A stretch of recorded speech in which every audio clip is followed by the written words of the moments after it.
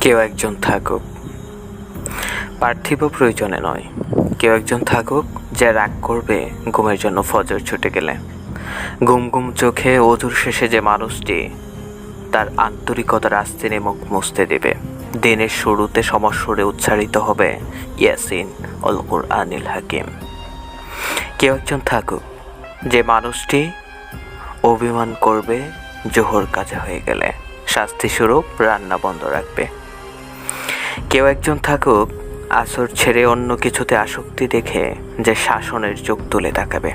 কেউ একজন থাকুক যে মাগরিবের মুসল্লায় গিয়ে দিবে, নামাজ আনতে মনে করিয়ে দিবে আল্লাহুম্মা আজিন্না মিনান নার।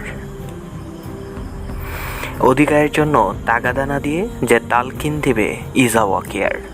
কেউ একজন থাকুক এশাহীন আলসেমিতে শুতে গেলে যে বলবে আজ বিছানা বারো।